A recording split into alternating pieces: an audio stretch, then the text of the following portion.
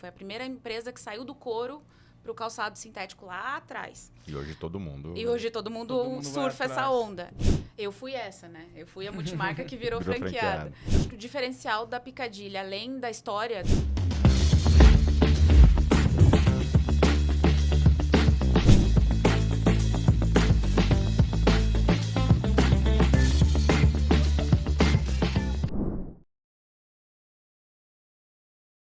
Bom dia, boa tarde, boa noite. Salve, salve, empreendedores, varejistas, multimarcas, toda a turma do empreendedorismo aqui.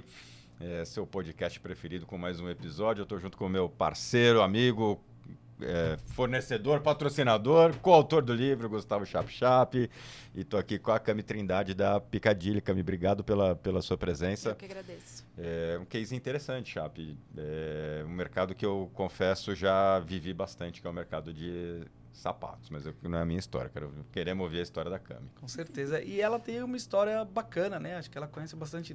Tem lógico, a história da marca, mas tem o background que ela vai trazer pra gente aí dessa experiência, essa visão de vários lugares do varejo, né? Como franqueada, como revendedor. Já jogou em todas as posições, Cami. Conta pra gente um pouco. Primeiro, bom dia, boa tarde, boa noite. É um prazer estar aqui, né? Falando um pouquinho do varejo, que faz parte da minha vida num todo, né? Eu comecei muito nova no varejo, tinha 13 anos, quando eu já iniciei ali. Então, já passei por todas as áreas, né? Chão de loja, já fui... gerente de loja, supervisora. E aí, depois de alguns anos, eu, num sonho ali meio de adolescente, que foi, né, sendo criado durante esses anos ali, eu montei a minha primeira loja. Que legal. Então, fui multimarca, né, muito nova também, eu e meu irmão, a gente montou uma multimarca, que foi uma experiência muito bacana, um aprendizado gigantesco. Eu acho que o universo de multimarca ele é bem diferente de franquia, então a gente aprendeu ali...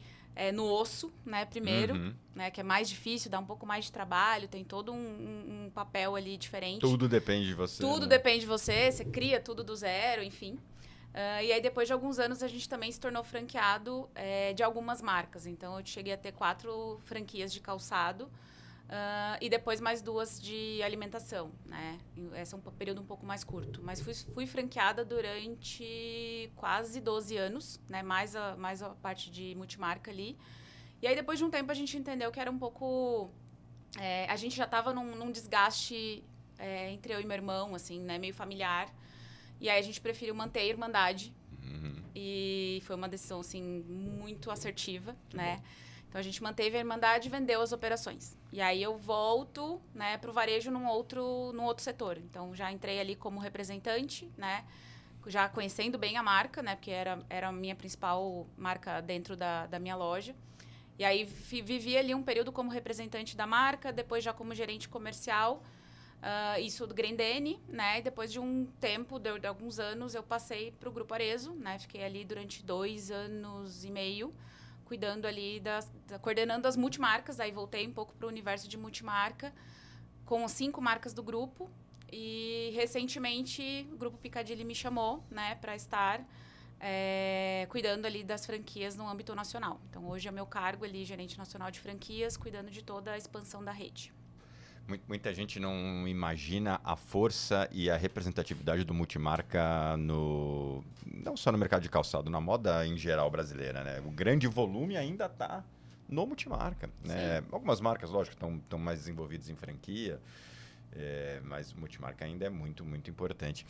E aí eu queria entender um pouquinho do momento da Picadilly e é uma marca diferente, né? Você estava contando um pouco da humanidade que Picadilly tem e está fazendo esse caminho de vir do multimarca para se estabelecer como franquia. Qual que é o momento da marca hoje? Sim, a Picadilly tem uma empresa de 70 anos, né? Então, a gente não está falando de uma aventureira, nem uma empresa que começou agora. Ela sempre nadou muito bem na multimarca, né? Em grandes calçadistas. A gente tem mais de 21 mil pontos espalhados entre Brasil e mundo. 21 mil.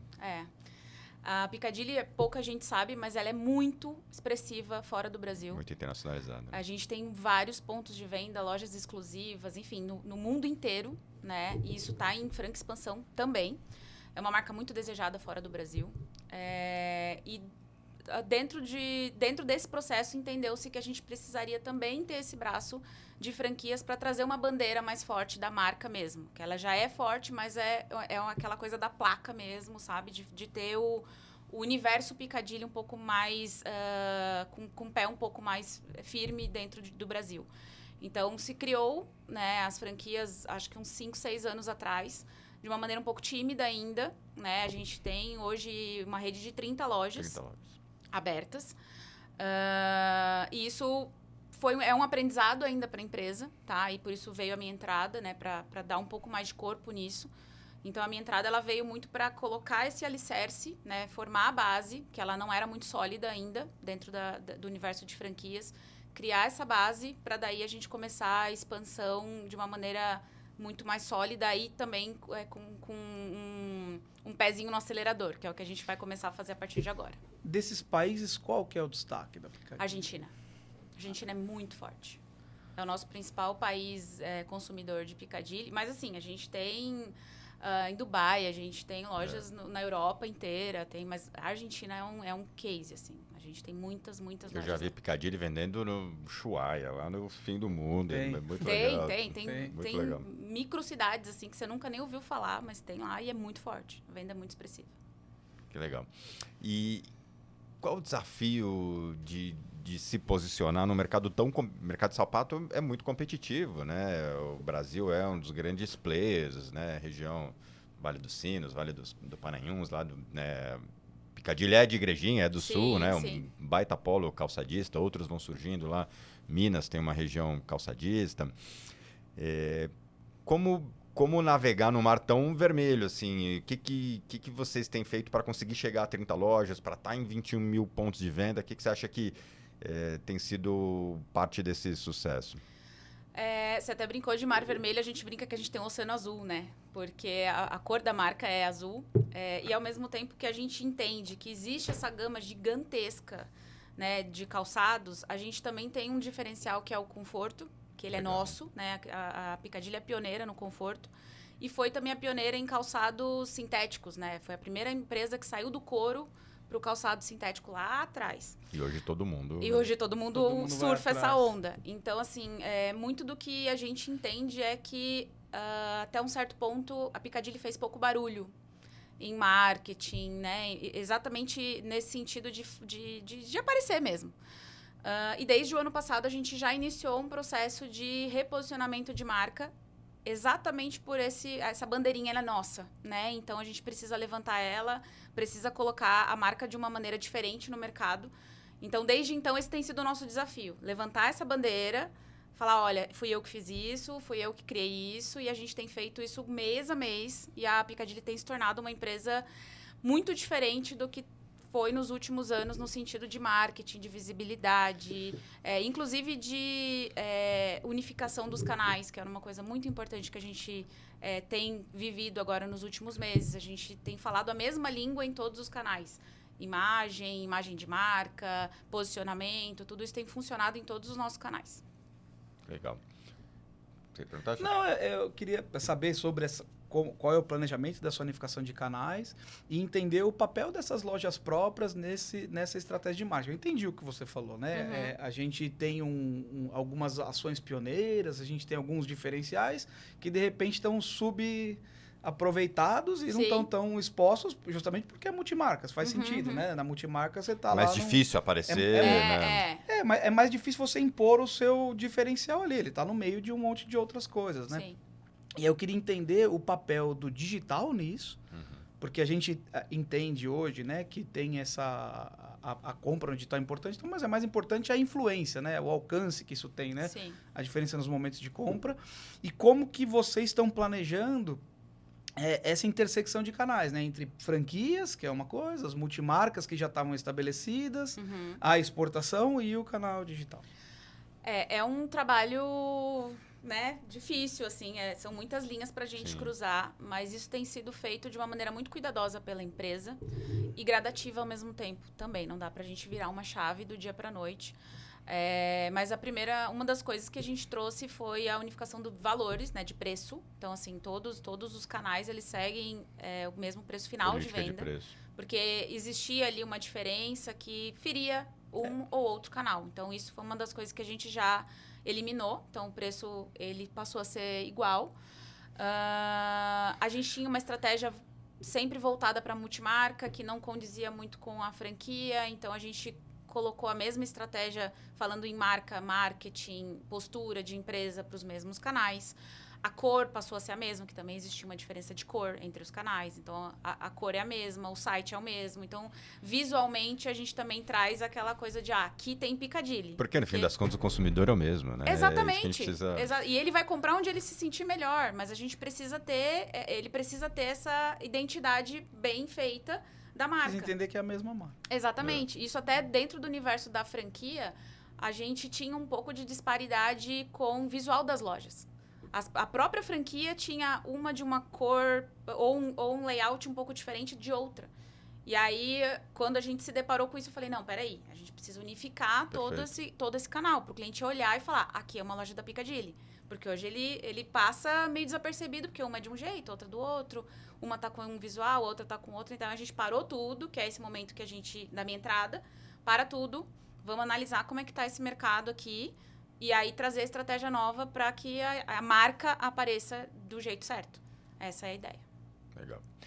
E o digital? Hoje é um canal importante, seja de venda, de aquisição de clientes. Como que vocês têm olhado para o e-commerce, para essa integração do físico e digital que é tão comum hoje? Até para política de branding mesmo, né? A gente tá num universo de conteúdo pasteurizado cada vez mais, as marcas buscando esse conteúdo, né? Para não ficar aquela coisa só um catálogo de venda, um tabloide, né? Sim. E aí a gente entende que o digital é um caminho, um bom caminho, principalmente para fortalecimento de marca, mas é um grande desafio. Sim, é um desafio de todas as áreas. Nossa, né, de criar essa dinâmica, né, do digital. O lojista do lado de lá entender que isso é favorável, pode demorar um pouco, mas que ele vai ter um benefício com isso. E que o consumidor, ele é o centro e que ele precisa definir o que ele quer fazer, né, onde ele quer comprar, qual que é facilitar a vida, né? O consumo mudou muito isso. A compra já é retirada nas lojas? Já, a gente tem o omnicanalidade funcionando 100%, inclusive política de troca, né? A reversa, defeito, ele pode comprar em um lugar, se eu comprei no multimarca, eu outro. Consigo numa loja, isso é um desafio, né? É um desafio. É um desafio. Esse processo entre multimarca e franquia, ele está na fase final de implementação. E é um desafio, sobretudo, tributário. Acho que essa é a grande... Total. Você comprou num CNPJ e vai trocar em outro. Entre franquia e o nosso site, 100%. Então, isso a gente já consegue funcionar muito bem. Cashback. Então, toda prateleira infinita, tudo isso já está implantado na rede. O que a gente está implantando agora, nesse processo, enquanto eu estou aqui, ele está funcionando, está acontecendo, é o da política reversa. Então, defeitos, devoluções, ele está em testes finais para a gente colocar toda na rede. Aí é o próximo passo da gente integrar a multimarca nesse canal. Engraçado, né? Que é um caminho longo, né? Para quem está do outro lado do balcão, mas para o cliente é uma coisa básica, né? Deveria ter eu passei simples, na frente da loja, eu tô com esse né? negócio para trocar, tem o produto que eu quero. Por que não, né? E eu vou ter que levar no correio, né? Um negócio... Por que não para trocar, né? Tão simples. E vocês integrando tudo isso, isso gera uma força muito legal com a rede própria, né? Com as franquias e dando essa segurança, porque um canal vai influenciando o outro. Alguém vai passar na loja. Acho que é a parte básica do varejo, né? O que o franqueado espera do franqueador é que ele crie oportunidades de negócio, né? Exato. Se você é dono de um canal digital, por exemplo, você tem o motor de geração de negócio, né? Você pode impulsionar ali naquela região, por exemplo, e de repente você vai trazer mais negócio para aquele franqueado diretamente. Exatamente. Legal. Falando você falou de franquia e franqueado, onde que vocês estão? Qual que é o plano de expansão? Vocês têm áreas, regiões pré-definidas em que a Piccadilly quer aparecer, quer estar? E qual que é o perfil do franqueado que vocês estão buscando? Sim, a gente está em franca expansão, né? Como eu falei, a gente tem 30 franquias abertas. Temos mais 5 negociadas e com inauguração agora até o final de novembro, né? Final de outubro, começo de novembro. E mais algumas que o martelo não está batido, então não posso falar aqui, mas essas 5 estão certas. Mas a nossa ideia, a estratégia desse ano é finalizar o ano com 40 operações. Claro que a nossa prioridade sempre são as grandes cidades, né, as capitais. E como eu falei, o nosso universo é azul ainda, né? Eu tenho poucas Sim. lojas para o tamanho do Brasil. E você já tem Então, logística para o Brasil inteiro, já tem toda a tudo. estrutura pronta, né? Exatamente. Então, nosso primeiro papel ali é cobrir as principais capitais, as principais cidades e shoppings, né? Claro que a gente já tem loja de rua também, é uma possibilidade. Mas a gente sabe que o varejo, né, ele funciona ali, a grosso modo, em shopping centers grandes, né, nas grandes cidades. A principal concentração está nos shopping centers. E isso tem aí o Brasil inteiro para a gente desbravar. Tem muitos contatos, graças a Deus, assim, desse começo desse ano, com esse reposicionamento da marca, a gente teve na BF com stand. Isso já abriu um leque, um universo gigantesco pra gente. Então, a gente já está recebendo... Não faço hoje nenhum investimento em lead, né? Tudo que está vindo é muito orgânico. Que legal. Porque a ideia é essa, enquanto essa base não tivesse muito bem sólida, a gente não ia partir para nada fora ou sendo pago. Isso está vindo muito orgânico. E aí, sim, a partir do ano que vem, como eu comentei, é colocar o pé no acelerador mesmo para a gente ter muitas aberturas durante o ano que vem. Que legal. E tem um perfil específico de franqueado? E aproveitando, vocês já pensaram... Muita empresa de calçado fez isso. Tem seus lados bons e ruins. Que é de converter multimarca em franqueado? Eu fui essa, né? Eu fui a multimarca que virou franqueada. A primeiro momento, não. Porque, primeiro que as nossas multimarcas, elas são grandes calçadistas, né? Então, a grosso modo, a grande principal... Sapataria.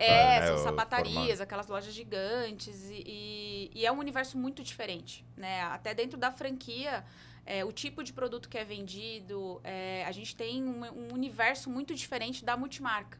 Então, a quantidade de SKUs, a quantidade de cores é muito diferente da multimarca. Então, ainda não é esse papel, né? A franquia não é puxar um multimarca para virar um franqueado.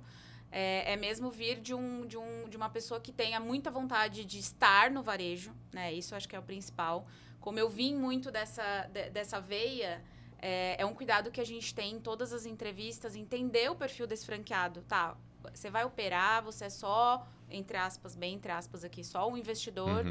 E entender o quanto a pessoa está disposta a estar ali, a conhecer Vocês querem um franqueado operador? Operador, ou que pelo menos ele entenda do negócio. Perfeito. Porque a gente sabe que nesse universo de franquia vende tudo, né? Então, a gente procura muito filtrar isso para que a pessoa entenda basicamente do negócio, né? O que é uma DRE, como faz uma compra bem feita, para ele olhar e entender se o negócio dele está saudável ou não, mesmo que ele tenha uma supervisora, ou que ele não coloque ali a barriga no balcão, mas que ele saiba lidar com o processo da franquia. Empresário. Mas uma pergunta, a gente pergunta para vários franqueadores, né? Quando você vai vender a franquia, já passou vários casos aqui, casos momentâneos. A gente colocou esse diferencial, é algo que a gente não vai conseguir expandir a rede 100% com esse grande diferencial, mas a gente vai chegar até 100 lojas garantindo esse diferencial, as primeiras 100 lojas. Quando você vai vender a franquia, porque também é um universo, né? Da mesma forma que o universo de calçado tem um monte de concorrente, tem um monte Sim, de... eu posso estar operando, o empreendedor, quero abrir uma franquia de cosméticos. O empreendedor também tem muita opção. A gente foi na BF, você olha, a hora que você chega lá no papel de empreendedor, fala, eu vou comprar uma franquia, tem muita opção. Onde você acha que, se você estivesse do outro lado, você compraria?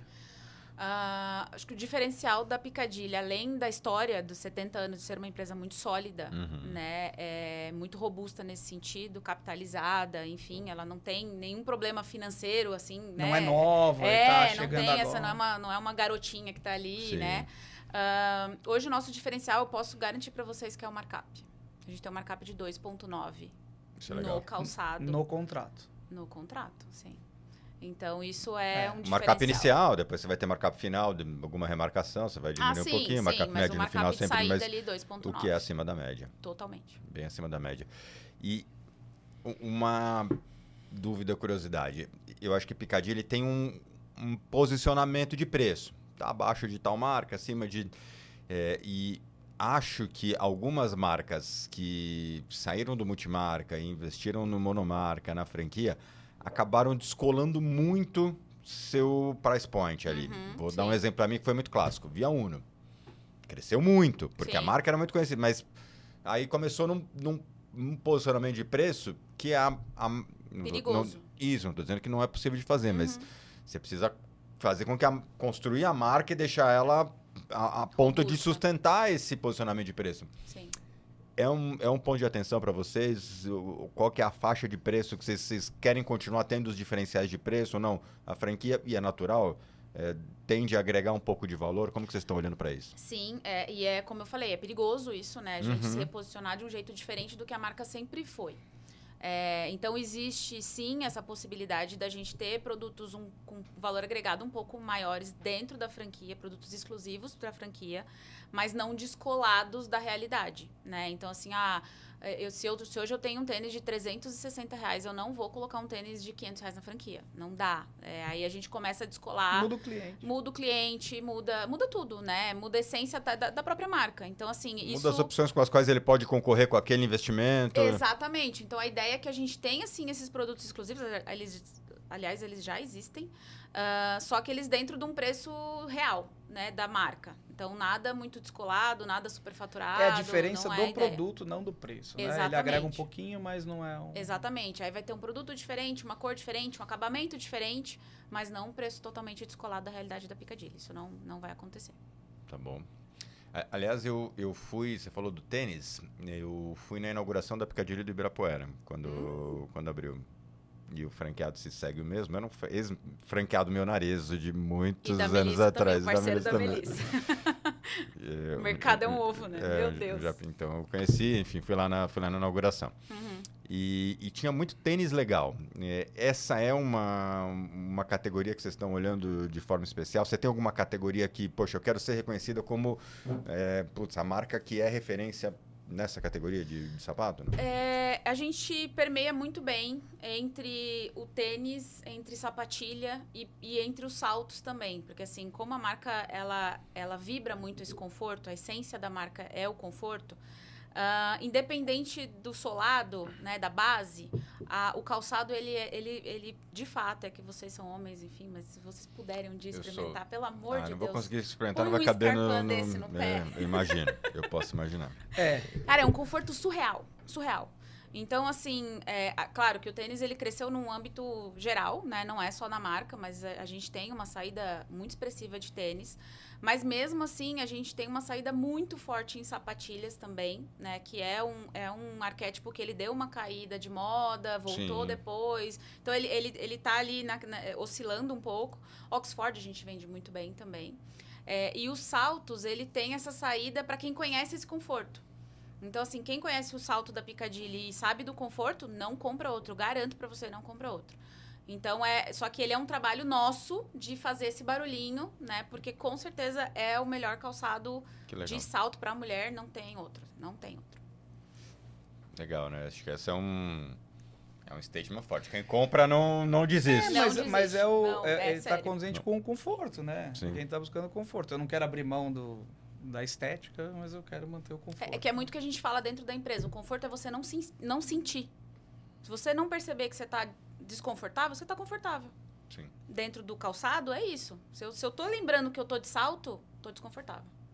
Mas acho que tem um movimento também das pessoas irem atrás de coisas confortáveis, né? Acho que a Piccadilly vai surfar nessa onda e tá todo mundo indo nessa linha. Tem marca que se posicionou exclusivamente nisso, né? Mas acho que aqui a ideia... E esse é sempre um desafio. Você tem marcas... E aqui nós podemos falar, por exemplo, o Zaflex que nasceu do conforto. Sim. E aí depois falou, eu quero agregar moda ao conforto. É mais difícil, eu acho. Acho que é um caminho, difícil. porque você criou um DNA da senhorinha, do... Feio, mas é confortável. Isso. Isso. Aí agora você dizer, não, eu não sou feio, eu sou moda também, é um desafio. Mas o que eu percebo, assim, agora, eu acho que vai muito nessa linha, é que a gente faz muita reunião, conhece muita gente e tal, e a gente vê as pessoas mais velhas usando tênis. Sim. Ou seja, era uma pessoa que tinha um cerimonial, no visual do calçado. Né? Falava, jamais vou usar um tênis com uma roupa social. Agora Parece? tá todo mundo de tênis, porque... Sim, tá mudando. Tá todo mundo entendeu. E se você consegue manter esse conforto e entregar o resto. Mas eu queria voltar um pouquinho nessa parte da internacionalização. Porque você falou assim, a gente abriu as franquias no Brasil, isso aqui, a gente está fazendo a reversa no Brasil. Como replica essas estratégias para fora? Eu não cuido da parte internacional, tá? Mas a gente tem lojas exclusivas, bastante, acho que mais de 40 lojas fora do Brasil, né? Como lojas exclusivas. Elas, Que não são franquias, deve ser um licenciamento. Isso, é um licenciamento. A ideia é que esse novo projeto que foi criado, né, esse ano, ele seja replicado também lá fora, né? Porque se As você lojas olhar fiquem as parecidas lojas... com as franquias. Porque se você olhar hoje, as Diferente. lojas que já existem, elas até lembram bem a franquia aqui do Brasil. Então, a gente mudando essa carinha aqui, vai acabar mudando lá também. É um desafio para a galera que trabalha com a expansão ali internacional, porque pensa que tudo tem que ser feito lá num fornecedor local, enfim, é um desafio bem maluco mesmo. Imagino. Mas eles têm feito, tá? Então a gente participou de todas essas reuniões, todos eles estavam junto com a gente também, cuidando desse projeto, entendendo o projeto. E agora é replicar lá para fora também, mas isso vai acontecer. Legal. Eu queria entender um pouco, você falou do markup 2.9, achei interessante. O que pode ofender esse markup é, de repente, o fluxo de remarcação. Eu queria entender como que é a dinâmica de lançamento de coleção, porque a gente tem visto no mercado de moda cada vez mais coleções menores. Sim. O que é um desafio do ponto de vista da indústria calçadista. Já estava contando para você, já fui gerente de franquia na Arezzo. E eu Cada lançamento, né? Cada lançamento, você sabe bem, o lançamento, viabilizar uma linha é um desafio, porque você tem ferramental, você tem quantidade mínima de produção. Então é difícil você fazer lançamentos muito pequenos. Como que é a dinâmica de lançamento na Picadilly? A gente vem de um lado totalmente oposto desse perfil, tá? Então, quando eu entrei, estou falando de 6 meses atrás, a gente tinha 2 coleções por ano, apenas. É muito maluco para quem veio desse universo de 14, então, 13 coleções. Eu não sei se eu acho bom ou se eu acho ruim, porque... Será que eu tenho que botar todos os... apostar tudo, exatamente. né? Então, o que a gente está vindo exatamente em achar esse meio termo. Então, a gente veio de 2, né, grandes, principais, para umas 5. E isso era muito do mercado do passado, que era Francal e Coromoda, né? Pontos, era uma coleção para Francal e uma para Coromoda, que eram as 2 feiras de calçado de verão e de inverno. Então, a gente tá vindo nessa construção e, de novo, tem que ser muito bem construído e não pode ser uma virada de chave do nada, né? Porque senão o lojista também não entende, o próprio consumidor vai ter uma dificuldade ali, o que aconteceu? Então, a gente estava indo nesse processo e a ideia é que a gente fique ali em 6 no ano, tá? Então, vai ter a coleção principal de lançamento e depois uma collab, depois um preview, sabe? Uma coisa assim pequena, menor, mas para ter uma novidade. Mas você precisa ter história nova para contar. Exatamente. Tem que ter novidade, principalmente em franquia. Né? Porque a sapataria, o mercado interno... Ele tem outras, né? Ele tem aquele pão quente. Ele vende praticamente os mesmos produtos durante o ano. A franquia, não. A franquia, a mulher tá passando no shopping, ela... não tinha visto esse tênis. Tem que ter essa novidade de cor, de modelo, enfim, de acabamento. Então, a ideia é que a gente traga mesmo. A gente já tem trazido isso nos últimos meses. Tá funcionando.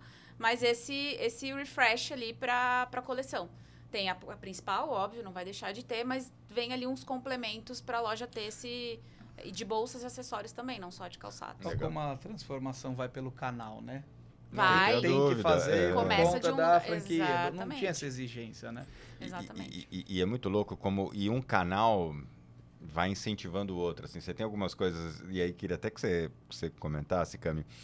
Algumas coisas que a gente via no atrito de canal, que você falava, poxa, eu não consigo vender para o multimarca o produto mais premium. E aí você cria um canal próprio, que é a franquia, aí ele compra. Aí o multimarca fala, não, eu queria esse mais premium também. Aí você começa a melhorar o nível de mix do multimarca. E ao mesmo tempo, e muita gente acha que é um contra o outro, mas no fim é um mais o outro. Né? Um canal vai... Você percebe isso a pergunta por fim é um desafio esse atrito de canal entre o multimarca, alguém que tem mais de 20 mil pontos de venda, como você falou, e as 30 lojas. As lojas ainda representam pouco, né? E não é. Porque, assim, primeiro, o produto que vende hoje na franquia, ele ainda é muito diferente da multimarca. Então, esse atrito de produto não existe. Tá bom.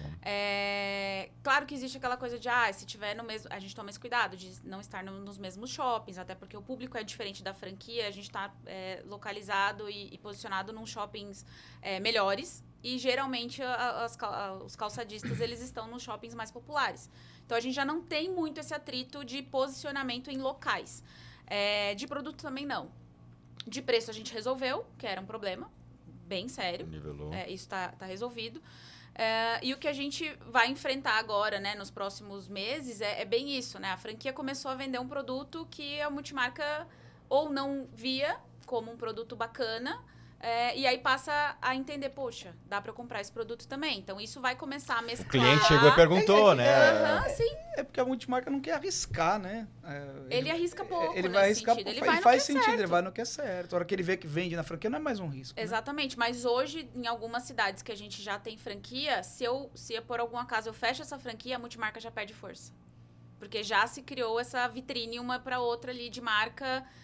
O nome na fachada, ele traz muito essa visibilidade. Nossa, deixa eu olhar essa marca, né? Quem não prestava atenção, passa a prestar.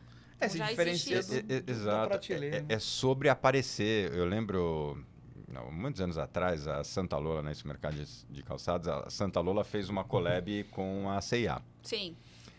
E aí os franqueados ficaram malucos. Poxa, Sim, tô vou aqui, vender na C&A. tô aqui na minha loja do shopping e tal, e na C&A do meu shopping tá vendendo Que Santa absurdo, Lola e tal.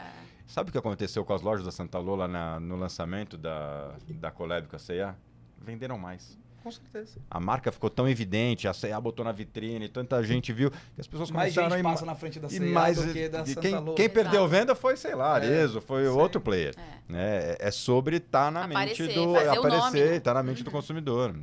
Mas aí precisa ter um posicionamento firme da marca, né? Não é qualquer um que quer comprar essa briga aí. Porque Sim. depois que dá certo é muito legal. Sim, mas não é fácil. A gente Mas sabe como que a relação administrar- franqueada não é fácil.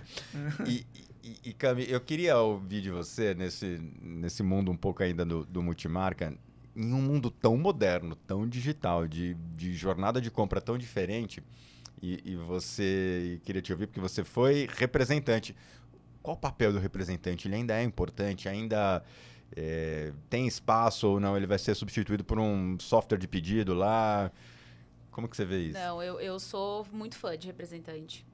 Não só porque eu vivi isso, mas eu acho que eu gosto da venda olho no olho. Uhum. Até eu sou a consumidora que vou na loja para experimentar produto, eu não sou a online, né? Só se eu for comprar um copo que eu sei para que ele vai funcionar, se vai A servir, recompra tá tudo online. certo. A recompra. Agora, moda, para mim, ele precisa ter esse cuidado, né? E o representante, bom representante, O bom né? representante, Vamos deixar isso bem claro, porque a gente tem de tudo hoje em dia. Mas ele é um desbravador ainda. Ele é a pessoa que está ali na cidade rodando, entendendo o lado de lá do balcão também, o lojista, como é que funciona, o produto na mão, né? Eu valorizo muito isso, né? A gente ainda trabalha. Uma linha Eu de falo a mostruário. gente porque tem algumas lojas, algumas empresas que já não trabalham mais com mostruário, mas a gente ainda trabalha com mostruário. Eu via franquia, eu não tenho representantes, tá? Então a gente tem ali toda uma inteligência interna. Como eu tenho controle do estoque no sentido de números, eu tenho toda ali uma inteligência para montar um pré-pedido, para dar uma sugestão, para entender, olha, você precisa comprar isso.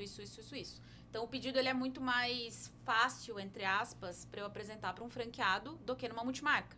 Multimarca ela ainda precisa desse atendimento muito olho no olho ali, a venda real ali, a venda, né, pulso. O franqueado ele é mais fácil porque eu tenho a leitura, né? Eu sei o que ele vende, o que ele deixou de vender, as pontas, enfim. É um outro tipo de venda. E ele só tem o seu produto. Isso, ele vai ter que comprar de você. A questão é o que ele vai comprar. Ele compra O multimarca, se exclusivamente acabar da o seu, ele tem Piccadilly. o que oferecer. Exatamente. Então, assim, o meu cuidado é muito mais indústria, entrega, logística, prazo, reversa, como é que isso funciona, para ele ter o produto em loja do que o multimarca, né? O multimarca, ele tem outros fornecedores, não tem essa questão tão séria, né? De recebimento de mercadoria. Tá falando que ainda precisa dessa personalização, precisa do vendedor na ponta para vender para o multimarca. Na verdade, eu acho que a humanização, a gente nunca vai perder isso. Eu acho que né? também. E o representante, ele traz isso, né? Eu acho que em tempos tão digitais, a humanização vira um diferencial. Total. Né? Principalmente em algumas regiões. Uhum. Assim, o aperto de mão em algumas regiões Claro. ainda vai fazer É o que diferença fecha o por negócio. bastante tempo. Sim. Às vezes, assim, fecharia, mas não seria um negócio tão bom, Sim, né? Eu acho que ele agrega. O franqueado compra em showroom? Não, ele compra remotamente? Ele compra a grande maioria dos pedidos remotamente, porque a gente faz tanto reposição quanto essas coleções menores, a gente faz remotamente. Mas nas grandes feiras, né, que a gente tem essas 2 por ano, ali ele consegue fazer o pedido, a gente monta um showroom para ele específico, eles vêm até São Paulo, que a gente, né, tem feito em São Paulo, os últimos Aí eventos. faz um showroom para ele comprar. A gente faz um showroom. As O próximo grandes agora vai ser dentro da BF Show. Dentro lá do stand, a gente vai ter uma sala separada para os franqueados fazerem o pedido na feira. Legal, legal. E do ponto de vista de suporte, como que é sua estrutura de consultoria de campo, análise de expansão? O que você entrega, até para quem tiver, né, se interessou em, de repente, se tornar parceiro de uma marca tão conhecida, tão antiga? O que vocês têm de estrutura na Picadilly? Bom, acho que um bom franqueador, né, não só o Picadilly, mas a gente, né, tem essa estrutura, graças a Deus, mas a gente tem toda a estrutura de marketing, trade marketing só para franquia, né, um time voltado com esse olhar de franquia. Tem o marketing corporativo de marca, né, que ele existe e precisa existir também, mas a gente tem um especial ali para dentro das lojas. Financeiro, contábil, consultoria de campo, com certeza, né, com visitas frequentes, um time de treinamento. Eu tenho um back-office também, né, que cuida de toda a parte burocrática ali, pedido, atraso, boletos, enfim, tem todo esse time lá também. E um time especializado em expansão e inaugurações, né, que a gente cuida ali de todo o cronograma de obra, todos os contratos, né, para deixar ali tudo bonitinho, tudo no timing certinho. Mas toda essa estrutura a gente entrega também para o franqueado. E essa estrutura fica lá em Igrejinha ou fica... Fica em Igrejinha. Fica em Igrejinha, 100%, né? sim. E aí, claro, os consultores viajam o Brasil inteiro, eu também viajo bastante, mas todo o resto do time 100% Igrejinha. Legal. E agora, para a gente encerrar, Cami, qual que é o caminho para quem quiser se tornar um franqueado? O que vocês analisam nesse perfil? Como que as pessoas podem entrar em contato com a Picadilly?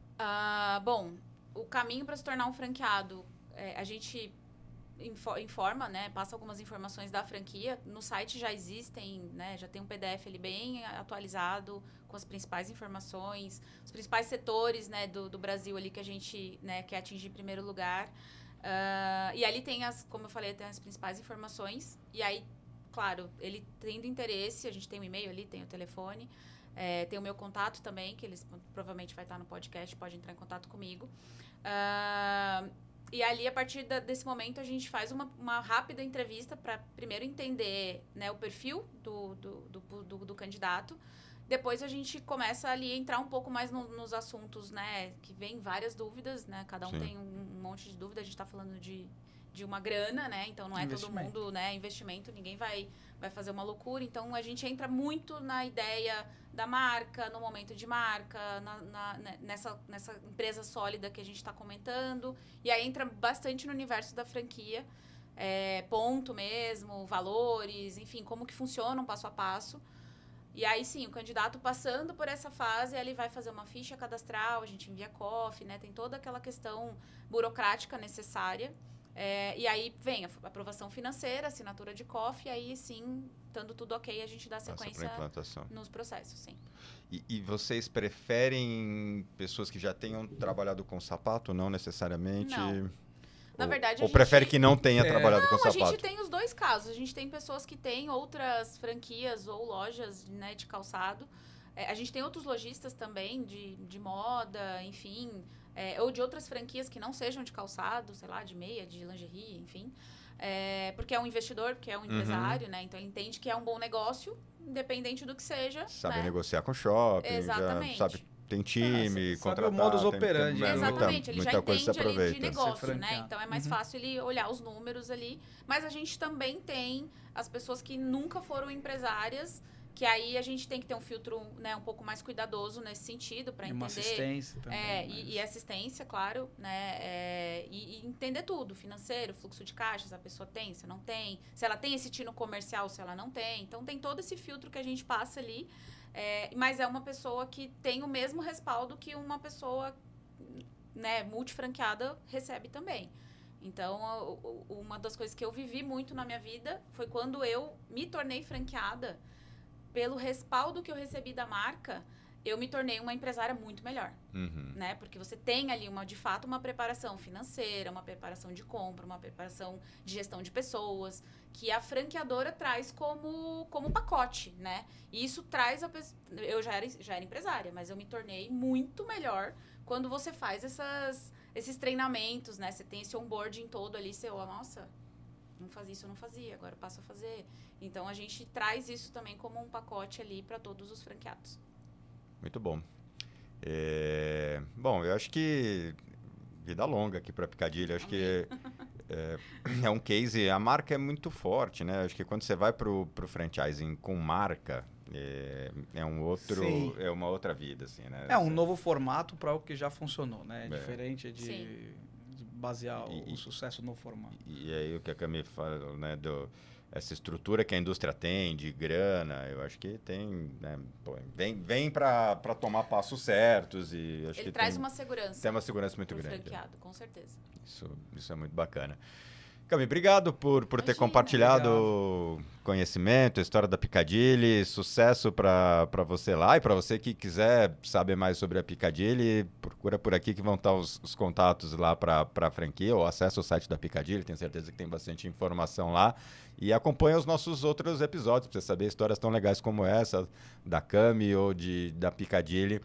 Acessa lá o nosso podcast Central do Varejo, nas plataformas de podcast, no YouTube. Tenho certeza que vão ter histórias inspiradoras. Chape, obrigado aí pela participação. Eu que agradeço. Mais uma história de sucesso aí. E a gente fala daqui a um tempo para saber... Com certeza. Né? Chegar nas 300 daqui 2 anos, a gente já... A gente volta nesse mesmo bate-local. Obrigado, Obrigada, Cami. gente. Obrigado, Obrigada. Cami.